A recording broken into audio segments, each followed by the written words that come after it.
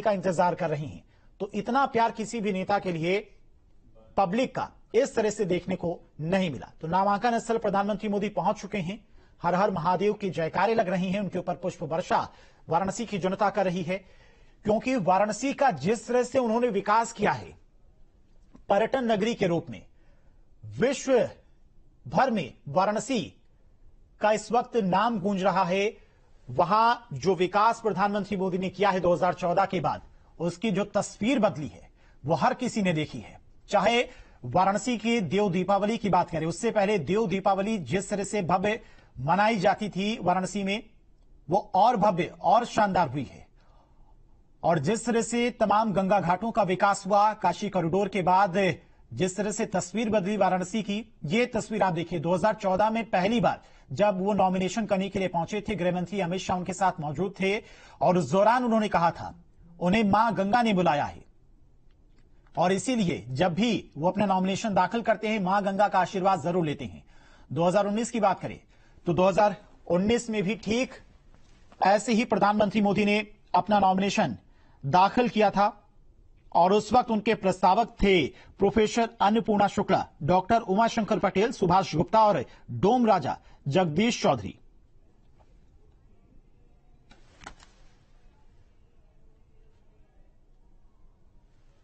तो नामांकन स्थल पर बीजेपी के तमाम दिग्गज पहुंच चुके हैं। मानवेंद्र का एक बार रुख करते हैं। मानवेंद्र, प्रधानमंत्री मोदी अंदर पहुंच चुके हैं, तमाम जो वीवीआईपी हैं, 12 राज्यों के मुख्यमंत्री, केंद्रीय मंत्री हैं, वो फिलहाल इस वक्त कहां पर हैं? क्या वो भी कलेक्ट्रेट ऑफिस के अंदर पहुंच चुके हैं? और जो प्रस्तावक इस बार के हैं, प्रस्तावक भी क्या नामांकन स्थल पहुंच चुके हैं?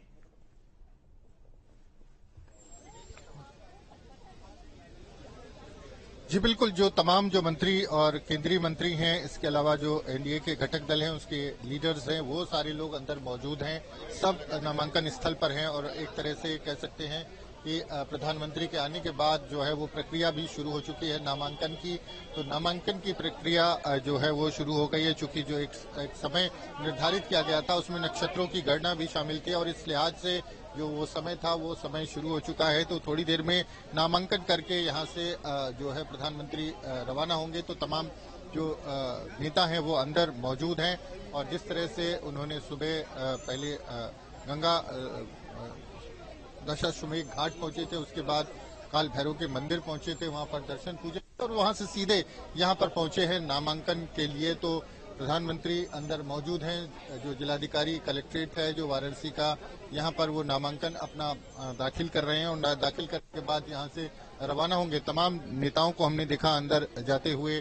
उसमें अगर बात करें तो रक्षा मंत्री राजनाथ सिंह, गृह मंत्री अमित शाह, जेपी नड्डा जो बीजेपी के अध्यक्ष हैं और जो तमाम राज्यों के मुख्यमंत्री हैं, चंद्रबाबू नायडू को यहाँ अंदर देखा। इसके अलावा एकनाथ शिंदे महाराष्ट्र के मुख्यमंत्री हैं, वो अंदर गए। चिराग पासवान थे, इसके अलावा जो ओम प्रकाश राजभर थे और डॉक्टर संजय निषाद थे। तो तमाम नेता यहाँ पर पहुंचे हैं और उनके साथ सब अंदर कलेक्ट्रेट में दाखिल हो चुके हैं और यहाँ से एक तरह से ताकत जो है वो जो बाकी के चरण चुनाव के हैं उसमें एक ताकत दिखाने की कोशिश की गई है कि सारे जो घटक दल हैं वो एक साथ हैं और एक उनका जो अपना अपना जो ये क्षेत्र है उसमें उनका कितना असर है ये भी कहीं ना कहीं ये भी ध्यान में रखा गया होगा, क्योंकि तमाम ऐसे नेता हैं जो पूर्वांचल की राजनीति से जुड़े हैं और आगे के चरणों में जो पूर्वांचल की जो सीटें हैं उन पर वोटिंग होनी है और वो बेहद अहम है। पूर्वांचल की 26 सीटें हैं और उस पर बीजेपी पिछले 2 चुनाव की बात करें तो उन्हें बहुत सीटें मिली थी, 19 सीटें 2019 में मिली थी। तो एक तरह से कह सकते हैं कि जो पूर्वांचल है वहां से साधने की कोशिश इस स्थान से वाराणसी से की जा रही है। वाराणसी को पूर्वांचल की राजधानी एक तरह से कहा जाता है और यहाँ से जो है यहाँ से प्रधानमंत्री सांसद हैं, तो इस क्षेत्र का चुनाव और यहाँ पर इस स्थान जो है सोच समझ के किया था और उसके बाद अब जो तमाम जो घटक दल हैं वो भी यहाँ पर मौजूद हैं। तो अब किसी भी क्षण यहाँ पर आप देख सकते हैं कि वो नामांकन की प्रक्रिया पूरी होने के बाद बाहर निकल सकते हैं और उसके बाद जो है वो यहाँ से रुद्राक्ष कन्वेंशन सेंटर के लिए रवाना होंगे। तो नामांकन की प्रक्रिया जो है यहाँ पर शुरू हो चुकी है और जो तमाम यहाँ पर कुछ बीजेपी के कार्यकर्ता भी आपको दिखाई देंगे, जो प्रस्तावक हैं वो सारे लोग अंदर मौजूद हैं। तो नामांकन के बाद वो यहाँ से रवाना हो जाएंगे, लेकिन निश्चित तौर पर जो समय दिया गया था उसी समय लगभग प्रधानमंत्री पहुंचे हैं और नामांकन की प्रक्रिया जो है वो एक तरह से शुरू हो चुकी है। सुरक्षा कर्मी जो हैं वो चप्पे चप्पे पर यहाँ पर आपको दिखाई देंगे नजर रखे हुए, और यहाँ से फिर जो है काफिला जो है रुद्राक्ष कन्वेंशन सेंटर के लिए रवाना होगा। तो कह सकते हैं कि नामांकन की जो प्रक्रिया है वो शुरू हो चुकी है। तमाम बीजेपी के जो तमाम लीडर्स हैं, नेता हैं, बड़े नेता हैं, इसके अलावा जो एनडीए के घटक दल हैं उनके जो लीडर्स हैं वो सब यहाँ पर मौजूद हैं। उनकी मौजूदगी में ये नामांकन किया गया, तो एक तरह से ताकत और एकजुटता दिखाने की यहाँ से कोशिश की जाती है, संदेश दिया जाता है। जो पूर्वी उत्तर प्रदेश है, जो वाराणसी के आसपास के जिले हैं जिसमें अगले चरण में अगले के बाकी के चरणों में चुनाव होना है, तो ये बेहद अहम है यहाँ पर सारे पार्टनर्स को, तमाम नेताओं का इकट्ठा होना प्रधानमंत्री के नॉमिनेशन में।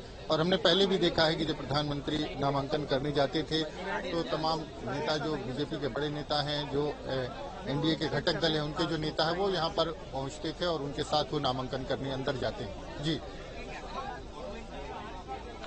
बिल्कुल मानवेंद्र, हम देखिए लगातार तस्वीरें भी दिखा रही हैं 2014 और 2019 की, और आज 2024 यानी कि तीसरी बार प्रधानमंत्री मोदी अपना नामांकन दाखिल करने के लिए पहुंचे हुए। तो तमाम दिग्गज इस वक्त कलेक्ट्रेट ऑफिस में मौजूद हैं और अब से कुछ ही देर में प्रधानमंत्री मोदी की वो तस्वीरें भी सामने आएंगी जब पीएम मोदी अपना नॉमिनेशन दाखिल करेंगे। तमाम दिग्गज इस वक्त कलेक्ट्रेट ऑफिस के अंदर मौजूद हैं।